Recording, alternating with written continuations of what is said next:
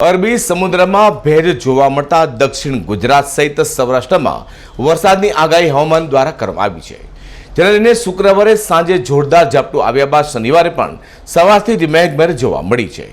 પૂર્વ વિસ્તારમાં કાળા ડિબાંગ વાદળો છવાયા હતા, જોકે વરસાદ પડતા ઉકળાટ અને બફારાથી કંટાળેલા લોકોએ હાશકાર અનુભવ્યો છે। સુરત શહેરમાં છેલ્લા 3 દિવસથી ભારે ઉકળાટ, બફારા અને ગરમીના માહોલ વચ્ચે શુક્રવારે સાંજે અચાનક વાતાવરણમાં પલટો આવ્યો હતો અને ભારે પવન સાથે કાળા ડિબાંગ વાદળો સુરત શહેર પર આવતા જ વરસાદ તૂટી પડતા વાતાવરણમાં ઠંડક પ્રસરી જવા પામી હતી।